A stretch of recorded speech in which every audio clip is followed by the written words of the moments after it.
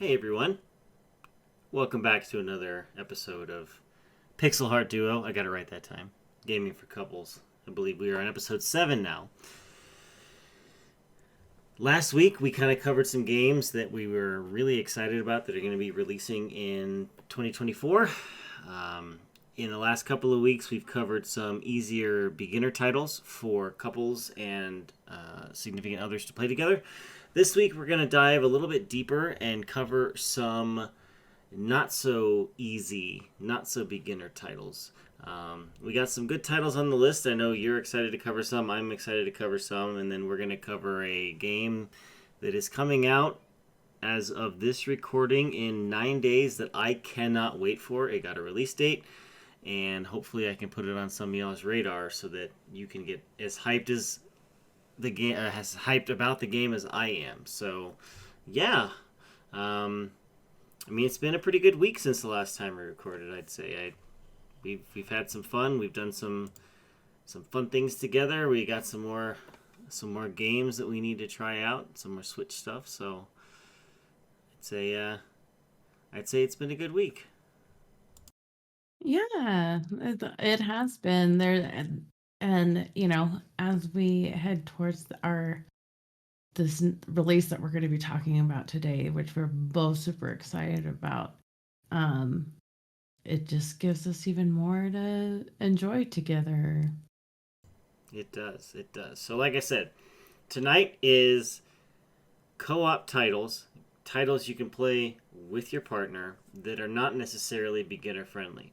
One in particular I said we would never cover on this show just because it's way too hard. Well, guess what? I'm a liar. So um, we got 5 titles we're going to cover. We got one that's kind of like like it's an oldie but goodie, and then we got a title that's coming out, like I said, in 9 days that we're going to talk about. We're going to discuss a little bit. It's going to be a lot of fun, and then we get a topic to talk about. At the end of the episode, we're going to finish up with what makes a good co-op game, and we're going to kind of discuss that a little bit. So why don't you go ahead and take it off, lead the way with the first episode that we are going to cover, or the first game we're going to cover tonight, and we'll go from there.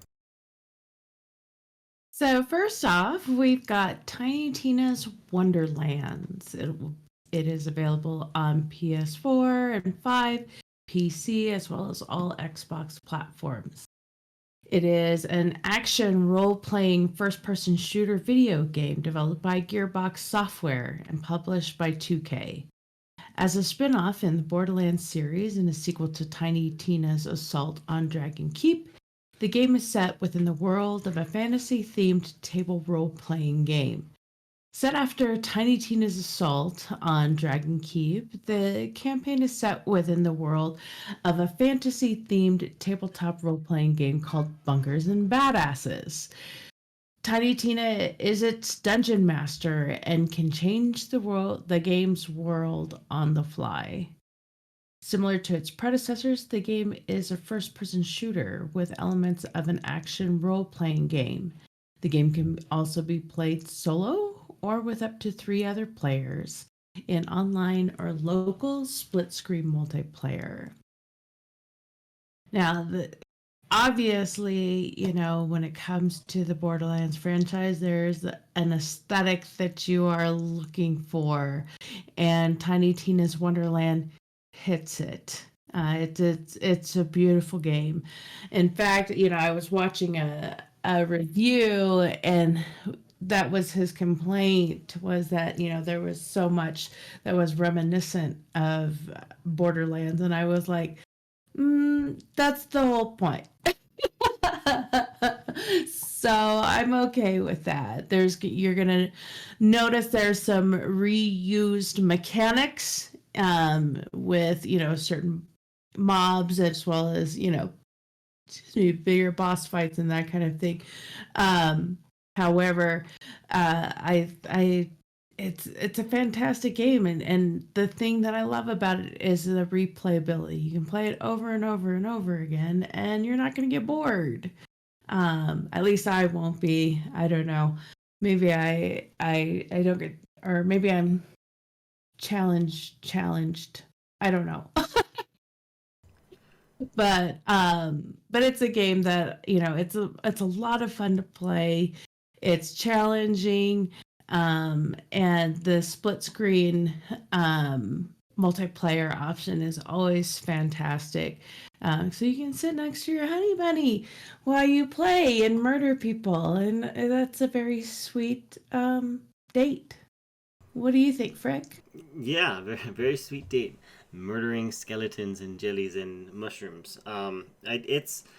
I love the Borderlands series. Tiny Tina is a fan favorite. She is a character that everybody loved in the first three Borderlands. So then, of course, they had to make a spin off, and then they had to make another spin off. I played a decent amount of Tiny Tina's Wonderlands solo. Um, it's one of those titles where it would be a lot of fun to play, with a partner. You can play, up to four people in your party. So again, like if you want to double date or you want to have a game night with your significant other and some friends or whatever, you can play local, you can play online.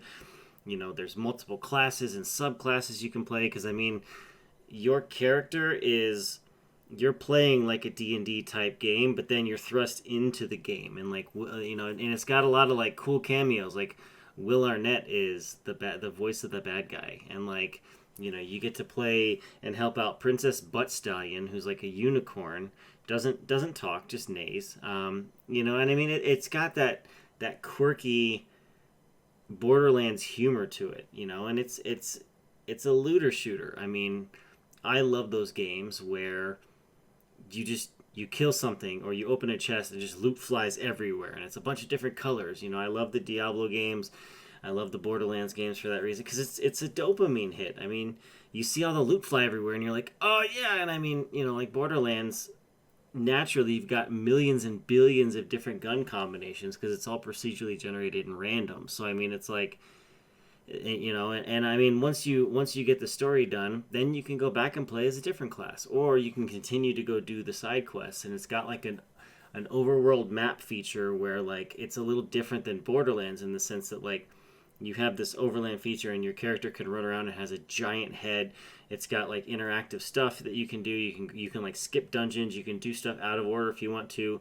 The game will unlock sections of the map as you progress the main story. Like Tiny Tina's is one of those games that if you both love gaming, you both have, kind of off the wall humor, you both are know Borderlands or have played Borderlands, it's another one of those titles. And it's a ton of fun because not only is it like a Borderlands title, but it's also D&D themed. And so like it breaks the fourth wall constantly. And it's just one of those games where it's a ton of fun to play and you're just laughing listening to the dialogue too. So Yeah, it's funny watching my daughter. She's actually playing through the original Borderlands, and so I told her tonight. I was like, "You need to download this onto your Xbox store." So yeah, I'm sure she will be starting that out with her boyfriend. So exciting stuff. Yeah. So Tiny Tina's Wonderlands. You can get it wherever you get your games. It's across the board. It's multi-platform and it's cross-platform. Like I said, I played almost exclusively single player on PC with an Xbox One controller. However, I had a friend who joined and they were playing on their Xbox Series X. So we were in the same game. You can play cross consoles. So definitely a fun game to play. The next game on our list, probably not a lot of you have heard of, and admittedly, I have heard only through friends. However, I've watched them play, I've seen videos.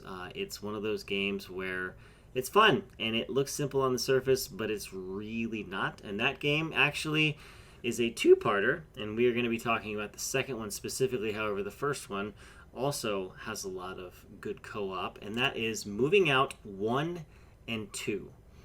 You can get it on PC, on Steam. You can get it for the PS4 or 5. You can get it on Switch, our favorite console to play co-op titles. Your Xbox Series S, your Xbox Series X, or on your Xbox One. Players who want to truly test their cooperative skills should look into Moving Out or its 2023 sequel, Moving Out 2, which came out the middle Q3 of last year. This multiplayer moving game sees colorful characters band together to move furniture, boxes, and other items from a variety of locations. Each level rewards players for moving items to a nearby truck as quickly as possible, and there are tons of replayability with special attacks and challenges that unlock for each level after players complete it for the first time. With up to 4 players at a time, Moving Out and Moving Out 2 is a chaotic blast that rewards cooperative play, planning, and execution.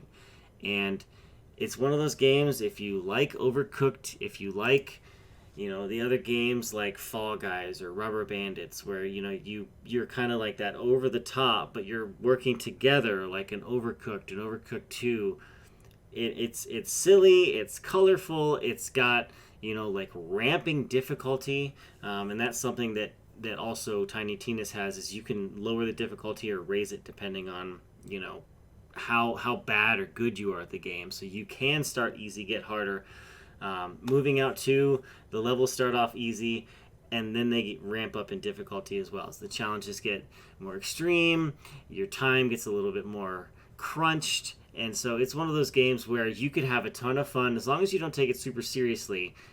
You won't end up hating each other as you're trying to move furniture, boxes, TVs into the truck, moving it out of the house that you are currently on or whatever level you're on. I know I don't have a lot of experience with it, but I have seen a lot of videos. Just kind of watching the content and going over it. What are your thoughts on this title? It definitely reminds me, as far as like the mechanics of it, it reminds me a lot of Overcooked.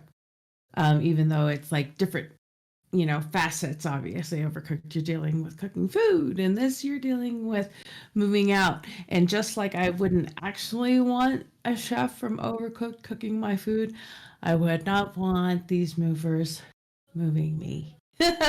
You're breaking windows and everything like that, because the whole point is to get the sofa from the living room into the moving van. However, you know, if it means breaking a window and chucking it through that, that's okay. Um, but it looks like a lot of fun, and it is going to challenge people to work together, because you've got to deal with physics, you've got to deal with inertia, you've got to deal with angles, and as it gets more and more challenging, you're going to be working with like trying to get a sectional through a door, and you both have to move and choreograph the right way in order to get it through. So it's definitely going to push you to work together in order to succeed. And yeah, I'm ready to try it. I actually beat Overcooked 2 by myself because I couldn't play it with anybody else because it drove me nuts. Like, no, cut the tomatoes. Yeah, I can attest. So, so I'm interested to try it out and see how this works out. If I'm a little more patient when it comes to working together to move out. Yeah. I think one of the reviews I saw talked about corralling chickens, and my ears perked up, and I thought, okay, I don't know if any of you follow the chicken wars on TikTok, but I'm like obsessed with chickens now because of it. So, all right. So up next, we've got Unravel 2. It's a game that's on PC, PS Online Store, Switch, Xbox Game Pass. So basically anything, anywhere where you want to play it, it is there. Unravel 2 is the sequel to Coldwood's Interactive's highly acclaimed single-player platformer Unravel. The premise is fairly simple. 2 small dolls made of yarn who are connected to each other go on an adventure. The yarn can be used to lasso and swing from trees, build bridges, and drag objects from one place to another. In Unravel 2, players can play alone and switch between the yarn dolls, but it's much more enjoyable to partner up with a friend or a loved one. Unravel 2 depends on the collaborative aspect, and most puzzles require some teamwork. The game levels are beautifully designed and its soundtrack is amazing.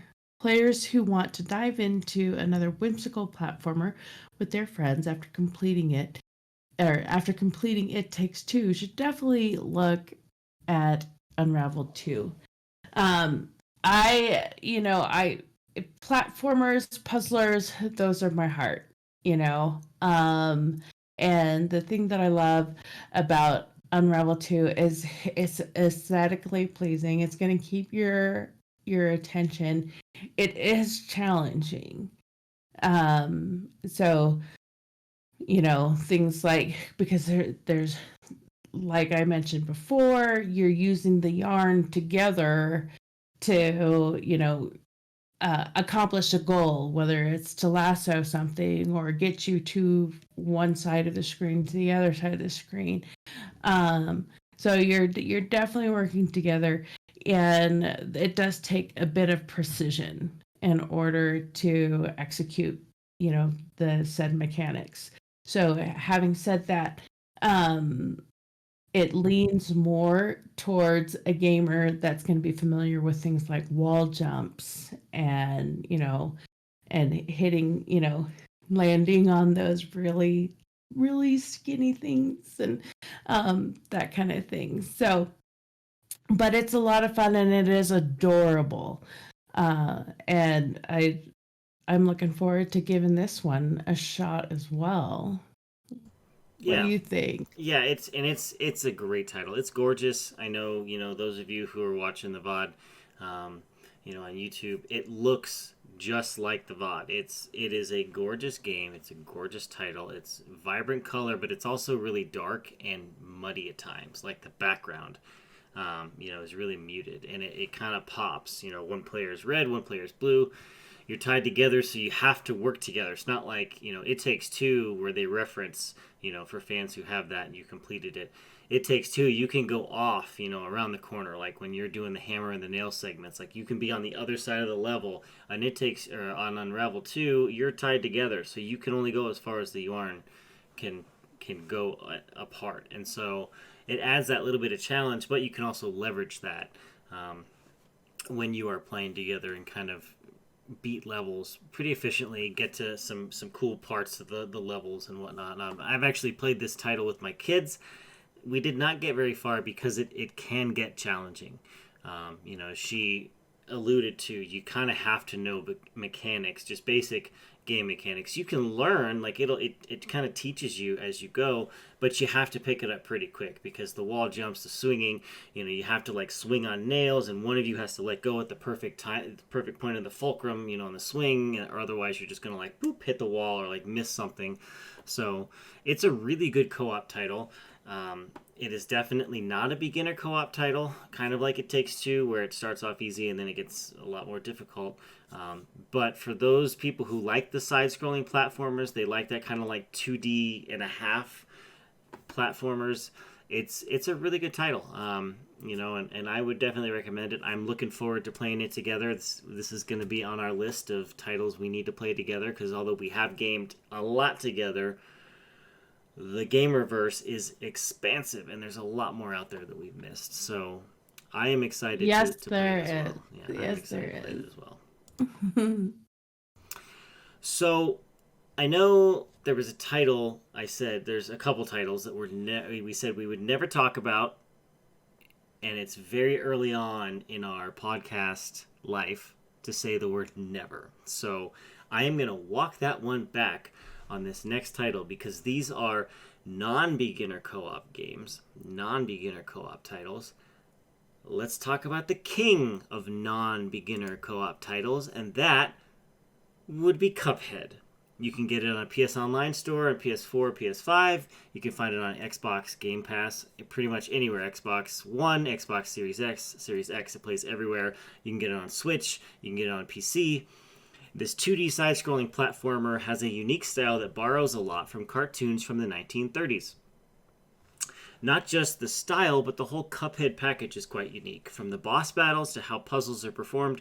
However, where Cuphead truly shines is that it's an extremely difficult game. When teaming up with another player via couch co op or multiplayer, Cuphead gets even harder as the boss's health doubles and everything gets turned to 11.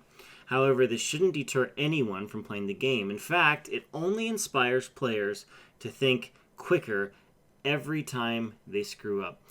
And it is a really good title. It is a really challenging title. My God, could some of these bosses be challenging? But one of the things I really love, and I'm actually kind of glad that we're covering it, is Cuphead was one of those games. Every single frame of that game was hand drawn.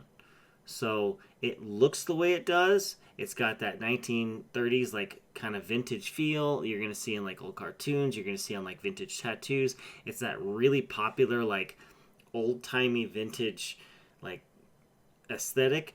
It was all hand drawn. So every frame you see in that game, when you're jumping around, when you're shooting, when the bosses are doing things, when you're doing moves, when you're on the mini map, the world map, going from one place to another, one boss to another, it's all hand drawn, and I love it. I love the amount of time they put into it. There's actually like more content to Cuphead than when it first was released, but it is it is probably the Dark Souls of side-scrolling 2Ds. Like it is tough. It is hard, and adding another player playing, as Cuphead and his sidekick, doubling a boss's health when a boss you're already barely beating it. Now you have twice the health pool and twice the people. So if your partner, your spouse, your significant other is not a good gamer and they get wrecked immediately because you have 3 lives and then you're done until either you beat the boss or you die and have to restart. If they are done and you have to carry for twice as long. So it is one of those games where it is most certainly not for beginners, but it is so fun. It is a ton of fun if you can just take a step back and not be super competitive and just laugh off your deaths and laugh off the silliness together, because the bosses are so whimsical. Like, and just seeing them and knowing that they're all hand drawn, it's one of those titles where like you can go back and you can play it, and you could, when you start to get really good at it, you could speed run it, or you could watch your friends speed run. I mean, it's an amazing title. Definitely not for beginner couples though. That is something that I run into a lot in my alter ego, where parents, you know, they see the cartoony style of it and whatever, and they think, oh, this is a great game for my 7-year-old. No, it is not. Do not get it for a 7-year-old. It is hard. Um, and it's funny you mentioned, like, Cuphead is really, really like if Dark Souls put out a platformer. Like, this is this is the difficulty of it. However, I'm now like, when I was kind of writing it off, because I've told you all before, I avoid Souls like games because they hurt my feelings, because I'm like, I'm smarter than this. But this game actually has me intrigued, and I think after taking a look at it, third or fourth look at it, I think I might give it a shot. I don't know. Maybe I'm just looking for some punishment. But I definitely think that it would be challenging, to say the least. It Next on our is. list is a Sony title, a Sony exclusive, and it's an oldie but a goodie. That's why it's an honorable mention, because you can only play it on a PS3 and 4, I believe, currently. It is Little Big Planet 3. And if you're familiar with the adventures of Sackboy, you know that you're already familiar with this game, and it is beautiful. Even though it released all the way back in November of 2014, and while it's not generally considered the franchise's high point, there was a lot of criticisms and controversies along the way. It garnered a fairly mixed reception compared to its immediate predecessor. However, at this point, it is the best overall option in terms of content. The game has quite a lot of stages from the previous entries in the series, which almost transforms it into something of the greatest hits collection. More importantly, Little Big Planet 3's servers are still active, granting access to community levels and online co-op. The thing that I loved most about Little Big Planet 3 was the creator mode, and where you could actually go in and design a level. And there's the tutorial part of it that just kind of that walks you through on how to do it, and you're playing as Sackboy or Sackgirl in order to do that. And then you go into full creator mode, and you can build out a level and play it and see how it works, with complete with power-ups and that kind of thing. um so this would be a great title for, say, your game developer, friend that's aspiring to greater heights or whatever. Because that in and of itself that's almost like a game in and of itself, and definitely worth the time and effort put into it. And it is a good title. It is old. Occasionally, you might be able to see it on the PlayStation Store. I hope they're able to port it forward, because Little Big Planet, it's a really good title. But like I said, it's old, which is kind of why it's an honorable mention for us. It's not one of the big titles that we wanted to discuss, but it's one of those just kind of for fun. If you have a PS4, you can pick it up probably on clearance. You can get a used copy at your local GameStop or Second and Charles or something. It's a lot of fun. Like she said, there's creator mode. So it's definitely a title to put that feather in your cap. But like I said, Dum dum dum. I can't wait, and it's crazy how hyped I am for this game. But really, like, yeah. But anyways, let's get into it. Now, what is this title that I'm so excited about? Like that we are so excited about? Well, on January 19th, 9 days from recording this episode, Palworld will be entering early access and releasing.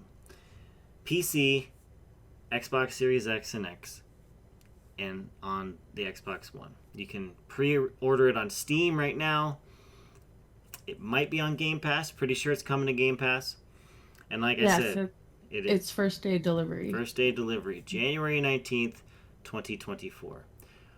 Fight, farm, build, and work alongside mysterious creatures called pals in this completely new multiplayer open world survival and crafting game.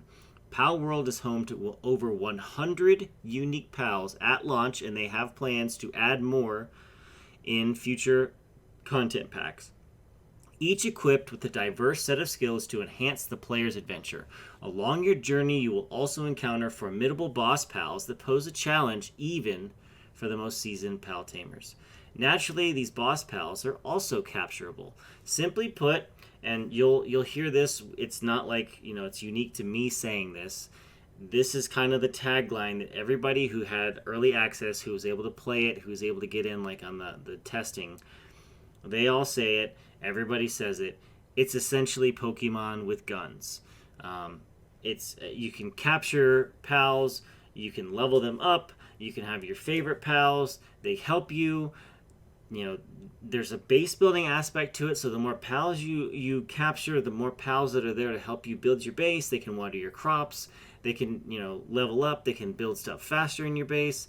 There are also faction leaders akin to like gym leaders in Pokemon. If you're more into Digimon, this is like Digimon with guns. So it's a title I can't wait to play, and people are like going frenzied over this game because those people who have actually been able to get their hands on it, they're like, this is going to be so much fun. And now it has a release date, January 19th, 2024. I have played every single Pokemon title from the original Pokemon. I didn't really get into the card game. My kids did because they loved it. I bought cards and collected, but like I always played Pokemon. I still play Pokemon Go on my phone. I got to get my like daily login bonuses, catch a Pokemon, spin a stop. I love the aspect of Pokemon. I love like catching stuff. Cassette Beasts is one of my favorite titles on Game Pass. You know, it's one of those. It's so much fun. Now we got Palworld coming out, and it just takes it a step farther. And for those of you who are watching the VOD on YouTube, you can see that it is a gorgeous game. It's akin. I'm shocked they're not gonna, that they haven't gotten any sort of legal action, because some of these pals look eerily similar to some Pokemon, but they're just different enough to where I think that it's they're gonna be safe. But I can't wait to play it. In 9 days, I'm gonna be able to get my hands on it, and then I'll have all weekend to play it. It's gonna be a blast. Yeah, I just want to see a Snorlax like pal with a Gatling gun. And then my life is complete. I'm good. Yeah, so the with guns part, it's twofold. Not only can you have like bows and arrows and all that kind of, and guns and assault rifles, I think, and some other choices, you can actually trade up certain Pokemon, or oh man, that's gonna be bad, certain PAL types to also be armed, like I said, with a Gatling gun and some other selections. So that's a lot of fun. And then there's something for everybody. It's not, you're not just wandering around, like fighting and fighting and fighting, but you most certainly can play it that way if that's what you want. It's open world. There's bosses out there. There's enemy factions and this and that. But there's also the farming aspect as well as the building, sort of for you Stardew players or whatever. There might be something in there for you to build upon and that kind of thing. It does not cross over into the MMO because the server is limited to 32. So you can play with 32 of your closest friends. I only have like 3.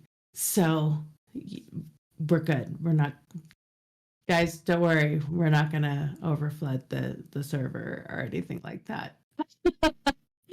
But yeah, I was kind of ruffling my feathers a little bit because there was so much reference to Pokemon, in a lot of the reviews and the write-ups and that kind of thing. But after having seen the gameplay and stuff like that, I understand because aesthetically, like what Ferk was saying, there's a couple that like, ooh, they're gonna be a cease and desist on that one. but but there's also aspects of it that really separates itself from both Digimon and Pokemon. It is a title into its own. I do feel like, after you've gotten to play it and fall in love with it and learn the mechanics of it and that kind of thing, I think you're going to be one of those people that bristles and says, don't call this a Pokemon game. It's not a Pokemon game. So I'm excited for it as well. And we'll be playing it on launch day. Yes, especially on Game Pass, an amazing value. I feel like every week we talk about Game Pass. It comes back around because it's an amazing value. But yeah, I remember, a while back I was watching the trailer, one of the gameplay trailers with my son, and I was like, hold up. Is that a Pansage with an AK? Like, what is this? Like, green monkey with a with a gun just lighting people up. And then like a couple scenes later, it was like an Electabuzz melded with My Neighbor Totoro, and he was wielding a minigun, and I was like, what is this? And then of course Palworld, and I went, oh, this is what this is. Interesting. And so I consumed all the YouTube content I could. I went on the website. I looked and saw. And originally, the trailer that came out this past week was supposed to be released the middle of December, and so it got postponed. And everyone was like, "Well, we know that the game is going to come out in January because they came out and said January 2024 release." This trailer that came out, a few days ago had a January 19th date, and everyone went nuts, myself included. So I cannot wait to play this title. We will be playing it quite a bit.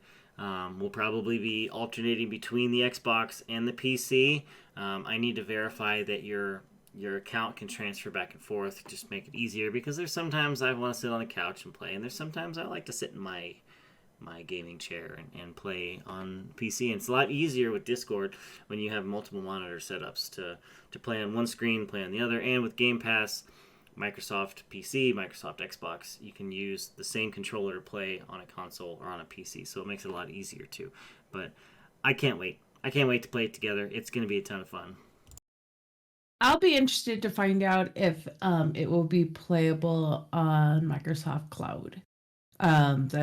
That's my new ooh shiny, where like, oh, what can be played on my phone? What can, because there is a grind a bit when it comes to like the farming and that kind of thing, and that it I can see where that would be like super fun to just kind of, kill some time on your phone and play it. And then one of the big selling points with Microsoft Cloud is that your progress is saved, so that when you log into your Series X, what you did on your phone is still there.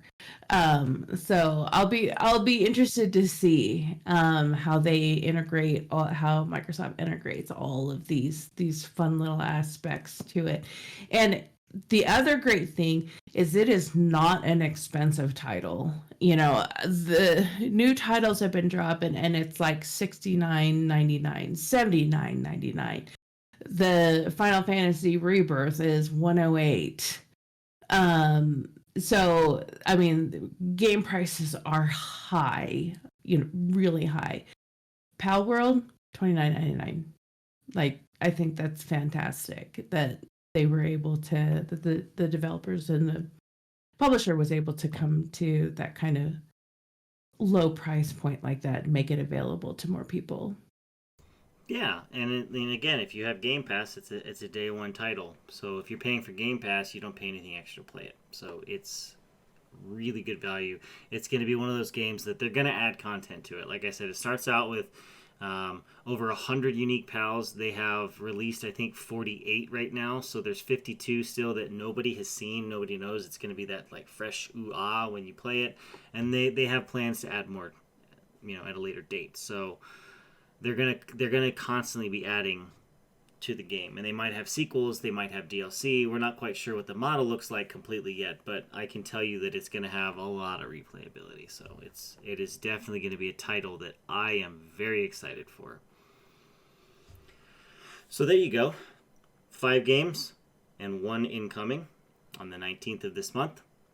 Get hyped, game on, go play. But now let's talk about what makes a good co-op game, because there are so many genres out there.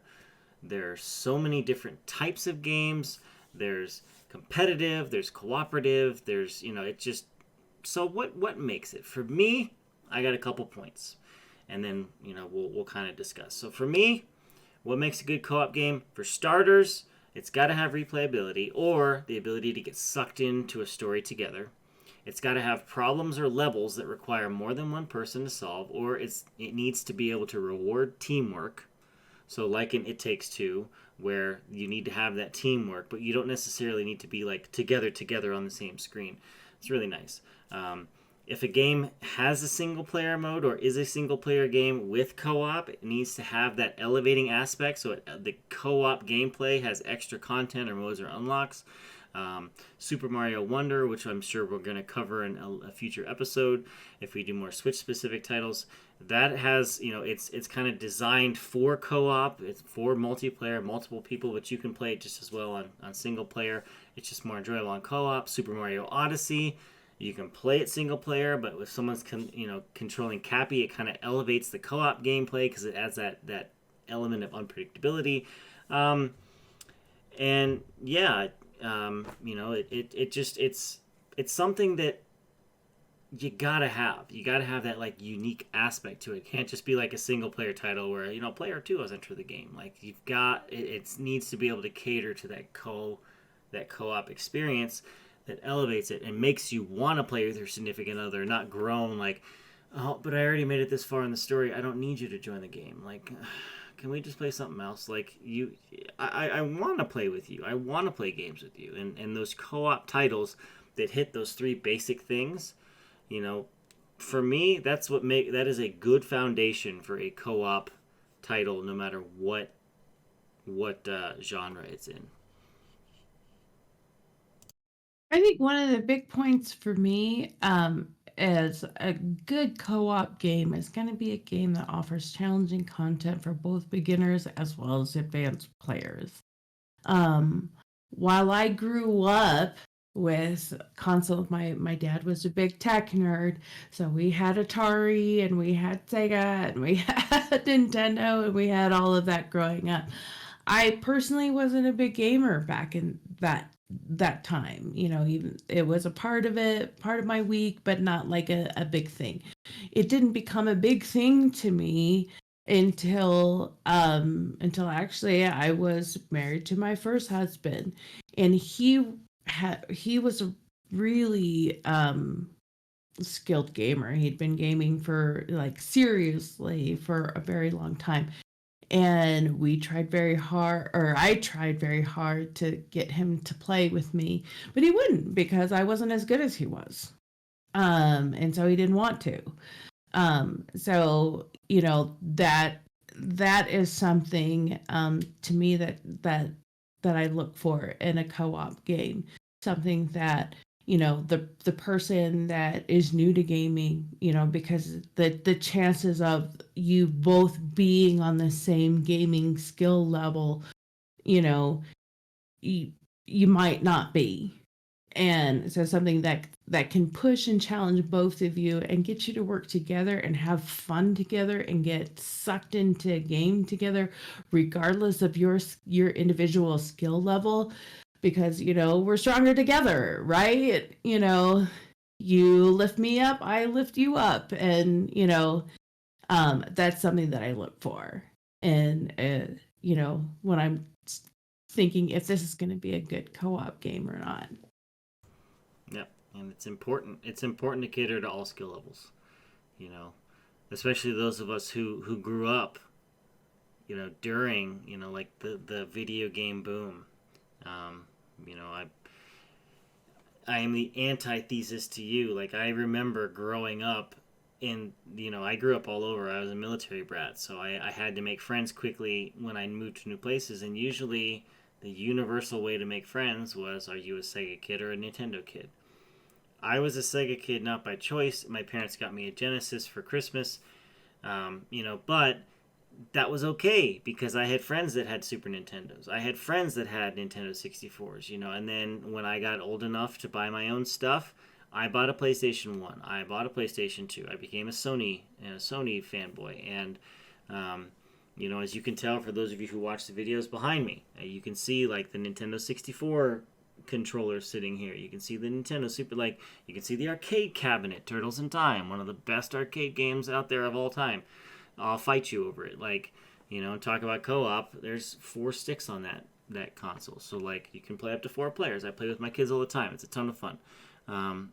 But having that varying degree of challengeness that caters to all skill levels, yeah, absolutely. I don't think every co-op game needs to be easy, and I don't think every co-op game Mm. needs to be difficult. But having that ability, like Tiny Tina's Wonderlands, you can toggle the difficulty up or down depending on your comfort level. So if you're really good at the game, but your partner is not, you can play a class that you don't really like to play. Like I like to play longer range characters. I'm not a big melee fan, so I would probably play a melee class. If you're not that good at it, as you learn the game, and then as you get better, we increase the difficulty. And it's nice to have that. Or games that start off easy and then get hard. It Takes Two. It started off easy. You're not the best with a controller in your hand, so we hit a point where you struggled for a while, but then you picked it up. It kind of, it was like riding a bike, and then you got good at it, and your skill level rose to meet the challenge, and then like my skill level rose to meet the challenge later on in the game. So like you definitely have a very valid point with that, and it is, you know, one of the four pillars I think on what makes a good co-op game. Well, and something that It Takes Two does, that's really nice is only one person has to own it. And not all co-op games are like that. Not all, multiplayer games are like that, where every single, they got greedy. Why are they going to charge you one and let four people play, when they can actually charge you four times to get everybody playing? Uh, we noticed a big drop off actually with couch co-op right about like 2019, 2020, in that area. And some of it was, there was so much focus on environment and that kind of thing that it was really intensive, just to have a split screen and have that much detail. That was, that's what they said.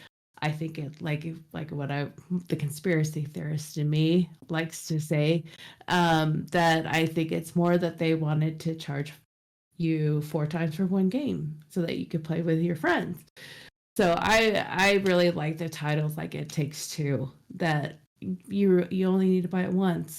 And I think that's fantastic. I hope game developers, if you're listening out there, you take a leaf from their notebook, because I think it's phenomenal. And I'm more likely to play it. There you go. That's my soapbox. Developers take note.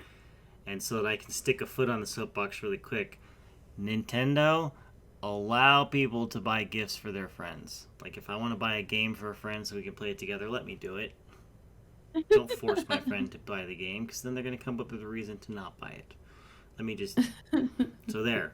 I'll take my foot off your soapbox too. So that wraps up episode 7 of Pixel Heart Duo Gaming for Couples. We gave you some not so beginner friendly titles.